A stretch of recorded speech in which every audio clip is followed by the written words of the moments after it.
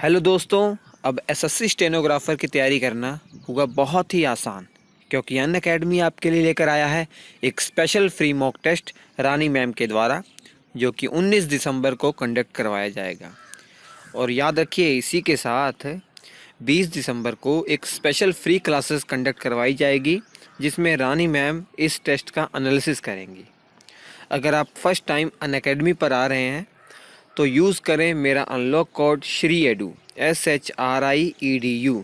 याद रखें, अगर आप अनअकैडमी पर पहली बार आ रहे हैं तो मेरा अनलॉक कोड ज़रूर यूज़ करें श्री एडू SHRIEDU और इनरोल करें इस फ्री टेस्ट को और एक्सपीरियंस करें इस अनअकैडमी के अच्छे प्लेटफॉर्म को। और यही नहीं, अगर आप अनअकैडमी का प्लस सब्सक्रिप्शन लेते हैं तो इस कोड के माध्यम से तुरंत 10% का डिस्काउंट आपको मिल जाएगा। कौन सा कोड? Shri edu SHRIEDU। और आपको इस टेस्ट में इनरोल करने के लिए लिंक और जो मेरा रेफरल कोड है श्री एडू, ये दोनों ही डिस्क्रिप्शन में मिल जाएंगे। अगर आपने अभी तक डाउनलोड नहीं किया हुआ है तो अनअकैडमी ऐप को जल्दी से डाउनलोड करें और मेरा जो यूज़र कोड है वो ज़रूर यूज़ करें। Let's crack it.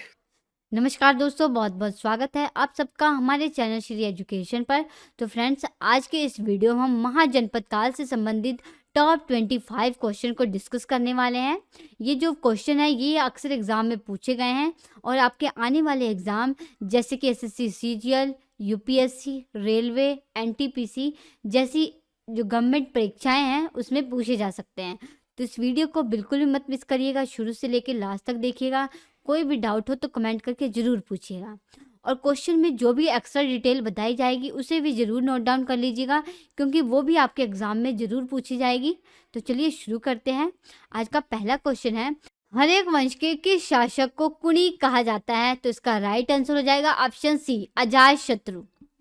जो हर्यक वंश के शासक थे अजातशत्रु, इन्हें कुणिक कहा जाता है। अजातशत्रु के बारे में आपको दो इंपॉर्टेंट बातें मालूम होनी चाहिए।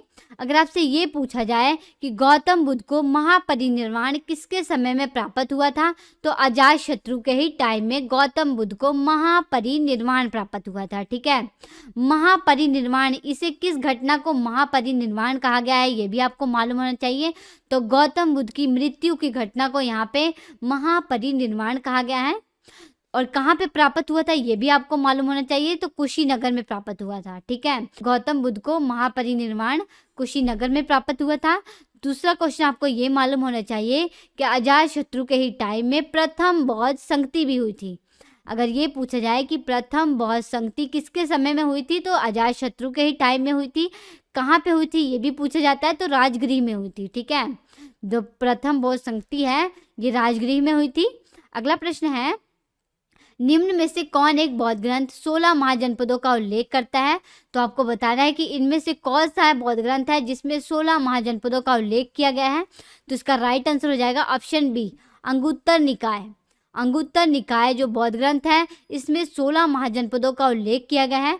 और ये देखिए 16 महाजनपदों का नाम दिए गए हैं, जिसमें कंबोज है, गांधार है, कुरु है, पांचाल है, कौशल है, मल, काशी, मगध, अंग, विज्जी, चेदी, अवंती, मस, सूरसेन और अस्मक, ये 16 महाजनपदों के नाम दिए गए हैं। नोट डाउन कर लीजिएगा। अगला प्रश्न है, 16 महाजनपदों के युग में मथुरा इनमें से किसकी राजधानी थी? तो इसका राइट आंसर हो जाएगा ऑप्शन बी, सूरसेन महाजनपद। सूरसेन महाजनपद की जो राजधानी थी वो मथुरा थी। अगला प्रश्न है, चंपा किस महाजनपद की राजधानी थी? तो इसका राइट आंसर हो जाएगा ऑप्शन सी, अंग महाजनपद।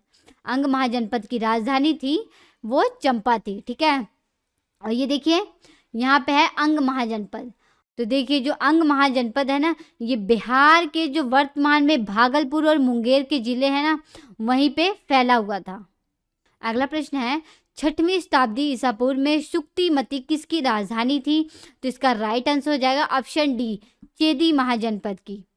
चेदी महाजनपद की जो राजधानी थी वो शुक्तिमती थी। ठीक है, तो देखिए जो चेदी महाजनपद था ना, ये आज के बुंदेलखंड वाले क्षेत्र में फैला हुआ था। अगला प्रश्न है, गोदावरी नदी के तट पर स्थित महाजनपद कौन सा था? तो इसका राइट आंसर हो जाएगा ऑप्शन ए, अस्मक महाजनपद। देखिए जो अस्मक महाजनपद था ये गोदावरी नदी के तट पर स्थित था। यहाँ पे आप देख पा रहे होंगे, यहाँ पे है अस्मक महाजनपद, जो कि दक्षिण भारत का एकमात्र महाजनपद था। आप देख पा रहे होंगे, दक्षिण भारत का एकमात्र जो महाजनपद था वो अस्मक महाजनपद था। अगला प्रश्न है, किस शासक ने गंगा व सोन नदियों के संगम पर पाटलिपुत्र नामक नगर की स्थापना की थी? तो इसका राइट आंसर हो जाएगा ऑप्शन बी, उदयन ने। उदयन जो शासक था, इसने ही गंगा व सोन नदियों के संगम पर पाटलिपुत्र नामक नगर की स्थापना की थी और इसे अपनी राजधानी बनाया था। और आपको एक इम्पॉर्टेंट बात ये मालूम होनी चाहिए कि उदयन ये किस वंश से संबंधित थे? तो ये हर्यक वंश से संबंधित थे। अगर आपसे ये पूछा जाए कि उदयन ये किसके पुत्र थे, तो ये अजातशत्रु के पुत्र थे। उदयन के बारे में एक इम्पॉर्टेंट बात आपको ये मालूम होनी चाहिए कि इसने अपने पिता अजातशत्रु की हत्या की थी और ये राजगद्दी पर बैठा था। तो एग्जाम में अगर ये क्वेश्चन पूछा जाए कि उदयन किसकी हत्या कर राजगद्दी पर बैठा था, तो अजातशत्रु की हत्या कर ये राजगद्दी पर बैठा था, जो कि इसके पिता थे। ठीक है। अगला प्रश्न है, निम्न में से कौन एक जैन ग्रंथ 16 महाजनपदों का उल्लेख करता है? तो अभी तो आपको पीछे बताया ना कि बौद्ध ग्रंथ जो है अंगुत्तर निकाय, इसमें 16 महाजनपदों का उल्लेख किया गया है। यहाँ पे आपसे पूछा गया है कि इनमें से कौन सा जैन ग्रंथ ऐसा है जिसमें 16 महाजनपदों का उल्लेख किया गया है? तो इसका राइट आंसर हो जाएगा ऑप्शन ए, भगवती सूत्र। देखिए, जो जैन ग्रंथ है भगवती सूत्र, उसमें 16 महाजनपदों का उल्लेख किया गया है। बौद्ध ग्रंथ कौन सा है? अंगुत्तर निकाय, जिसमें 16 महाजनपदों का उल्लेख किया गया है। अगला प्रश्न है, नंद वंश का संस्थापक कौन था? तो इसका राइट आंसर हो जाएगा ऑप्शन सी, महापद्मनंद। नंद वंश का जो संस्थापक था ये महापद्मनंद था। महापद्मनंद के बारे में एक इम्पॉर्टेंट बात ये आपको मालूम होनी चाहिए कि इसने ही पहली बार कलिंग पर विजय प्राप्त की थी। तो अगर आपसे एग्जाम में ये क्वेश्चन पूछा जाए कि कलिंग पर विजय प्राप्त करने वाला पहला शासक कौन सा था, तो वो महापद्मनंद था। अगला प्रश्न है, हाथी गुम्फा अभिलेख किसके द्वारा बनवाया गया था? तो इसका राइट आंसर हो जाएगा ऑप्शन डी, राजा खारवेल के द्वारा। जो हाथी गुम्फा अभिलेख था ये राजा खारवेल के द्वारा बनवाया गया था। आपको ये इंपॉर्टेंट बात मालूम होनी चाहिए कि हाथी गुम्फा अभिलेख ये कहाँ पे है? तो ये उड़ीसा के पुरी जिले में। कहाँ पे है? उड़ीसा के पुरी जिले में है। और राजा खारवेल ये किस वंश से संबंधित थे ये पूछा जाए तो ये चेदी वंश से संबंधित थे। अगर आपसे ये पूछा जाए कि चेदी वंश का सबसे अधिक शक्तिशाली राजा कौन सा था, तो वो राजा खारवेल ही था। राजा खारवेल ये चेदी राजवंश के सबसे अधिक शक्तिशाली राजा थे। अगला क्वेश्चन है, मगध की प्रथम राजधानी कौन सी थी? तो इसका राइट आंसर हो जाएगा ऑप्शन बी, राजगिरी। मगध की प्रथम राजधानी जो थी वो राजगिरी थी और दूसरी राजधानी मगध की पाटलिपुत्र थी। अगला क्वेश्चन है, निम्नलिखित में से मगध का कौन सा राजा सिकंदर महान का समकालीन था? जिसका राइट आंसर हो जाएगा ऑप्शन ए, घनानंद। देखिए, जो घनानंद था ये राजा सिकंदर का समकालीन था। घनानंद ये नंद वंश का अंतिम राजा था। इंपॉर्टेंट बात, नंद वंश का अंतिम राजा कौन सा था? तो वो घनानंद था। अगला क्वेश्चन है, मगध का कौन सा सम्राट अपरो परशुराम के नाम से जाना जाता था? तो इसका राइट आंसर हो जाएगा ऑप्शन सी, महापद्मनंद। देखिए, जो मगध के सम्राट थे महापद्मनंद, इन्हें अपरो परशुराम के नाम से जाना जाता था। और ये तो आपको इम्पोर्टेंट बात मालूम पड़ गई कि नंद वंश का जो संस्थापक था वो महापद्मनंद ही था। अगला प्रश्न है, अवंती क्षेत्र पर मगध की सत्ता का विस्तार निम्न में से किसके शासनकाल में हुआ था? तो इसका राइट आंसर हो जाएगा ऑप्शन डी, शिशुनाग के। शिशुनाग के ही टाइम में अवंती क्षेत्र पर मगध की सत्ता का विस्तार हुआ था। शिशुनाग के बारे में एक इम्पॉर्टेंट बात आपको ये मालूम होनी चाहिए कि इन्होंने ही शिशुनाग वंश की स्थापना की थी। और देखिए, जो शिशुनाग थे ना, इन्होंने अवंती के जो राजा थे ना, चंड प्रद्योत, इन्हें पराजित किया था और अवंती क्षेत्र को मगध साम्राज्य में मिला लिया था। अगला प्रश्न है, उस राजकुमार का नाम बताइए जो अपने पिता की मृत्यु के लिए उत्तरदायी था। तो इसका राइट आंसर हो जाएगा ऑप्शन बी, अजातशत्रु। अजातशत्रु ये किस वंश से संबंधित थे? तो ये हर्यक वंश से संबंधित थे। इन्होंने ही अपने पिता बिंबिसार की हत्या की थी और ये राजगद्दी पर बैठ गया था। बिंबिसार ये कौन थे? तो ये हर्यक वंश के संस्थापक थे। ठीक है, जिसकी हत्या उनके पुत्र अजातशत्रु ने की थी। फ्रेंड्स, अजातशत्रु के बारे में आपको एक इम्पॉर्टेंट बात ये मालूम होनी चाहिए कि जिस प्रकार अजातशत्रु ने अपने पिता बिंबिसार की हत्या की थी ना, उसी प्रकार अजातशत्रु के पुत्र उदयन ने अजातशत्रु की भी हत्या की थी और ये राजगद्दी पर बैठ गया था। ठीक है, देखिए, अजातशत्रु ने अपने पिता बिंबिसार की हत्या की थी और अजातशत्रु के पुत्र उदयन ने अपने पिता अजातशत्रु की हत्या की थी। ठीक है, अगला क्वेश्चन है, मगध सम्राट बिंबिसार ने अपने राजवैद्य जिसका नाम था जीवक उसे किस राज्य के राजा की चिकित्सा के लिए भेजा था? तो इसका राइट आंसर हो जाएगा ऑप्शन ए, अवंती राज्य। देखिए, जो अवंती के राजा थे ना, चंड प्रद्योत, इन्हें पीलिया नामक एक बीमारी हो गई थी जिसकी चिकित्सा के लिए बिंबिसार ने अपने राजवैद्य जीवक को इन्हें ठीक करने के लिए भेजा था। ठीक है, और बिंबिसार आपको तो मालूम हो गया कि ये हर्यक वंश के संस्थापक थे। और यहाँ पे आपको अवंती महाजनपद की राजधानी मालूम होनी चाहिए। तो देखिए, अवंती महाजनपद की 2 राजधानियाँ थी। अवंती महाजनपद की जो उत्तरी राजधानी थी वो उज्जैन थी और जो दक्षिणी राजधानी थी वो महिष्मती थी। नोट डाउन कर लीजिए, उत्तरी राजधानी उज्जैन थी और दक्षिणी राजधानी महिष्मती थी। अगला क्वेश्चन है, मगध के राजा अजातशत्रु का सदैव किस गणराज्य के साथ युद्ध रहा? तो इसका राइट आंसर हो जाएगा ऑप्शन डी, वज्जी महाजनपद। वज्जी महाजनपद के साथ अजातशत्रु का सदैव युद्ध रहा था। यहाँ पे आपको मालूम होना चाहिए कि वज्जी महाजनपद की राजधानी क्या थी। तो वज्जी महाजनपद की राजधानी वैशाली थी। नोट डाउन कर लीजिएगा, वज्जी महाजनपद की राजधानी वैशाली थी।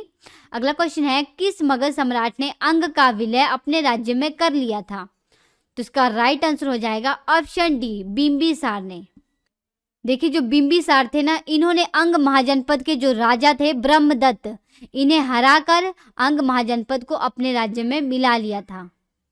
अगला प्रश्न है, शिशुनाग ने किस राज्य का विलय मगध साम्राज्य में नहीं किया था? तो इसका राइट आंसर हो जाएगा ऑप्शन बी, काशी महाजनपद। देखिए, जो काशी महाजनपद था ना, इसे शिशुनाग ने मगध साम्राज्य में नहीं मिलाया था। यहाँ पे आपको मालूम होना चाहिए कि काशी महाजनपद की राजधानी क्या थी। तो काशी महाजनपद की राजधानी वाराणसी थी। इंपॉर्टेंट बात है, काशी महाजनपद की राजधानी वाराणसी थी। अगला क्वेश्चन है, काशी और लिच्छवी का विलय मगध साम्राज्य में किसने किया था? तो इसका राइट आंसर हो जाएगा ऑप्शन सी, अजातशत्रु ने। अजातशत्रु ने ही काशी और लिच्छवी का विलय मगध साम्राज्य में कर लिया था। अगला प्रश्न है, सिकंदर के आक्रमण के समय उत्तर भारत पर निम्नलिखित राजवंशों में से किस एक का शासन था? तो इसका राइट आंसर हो जाएगा ऑप्शन बी, नंद वंश का।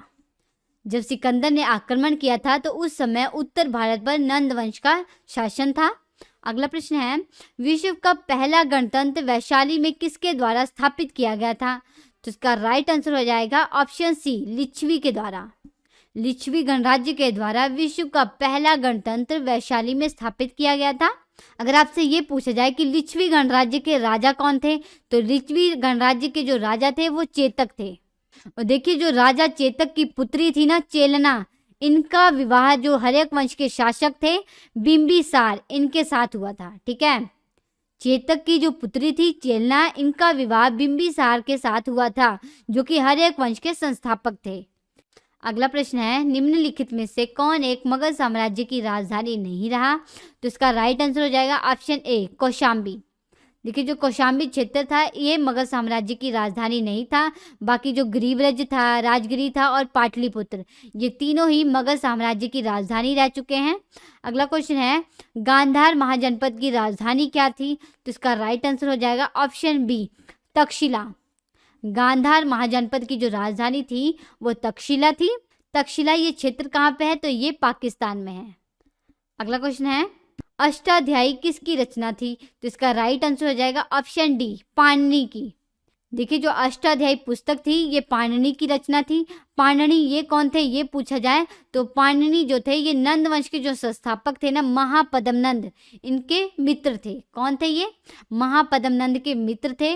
महापद्मनंद जो कि नंद वंश के संस्थापक थे। तो फ्रेंड्स, आज की इस वीडियो में इतना ही। वीडियो आपको कैसा लगा कमेंट करके ज़रूर बताइएगा। अच्छा लगा तो इस वीडियो को लाइक करिएगा, कमेंट करिएगा और इस वीडियो को ज़्यादा से ज़्यादा शेयर करिएगा। हम आपसे मिलते हैं नेक्स्ट लेक्चर में। तब तक के लिए नमस्कार।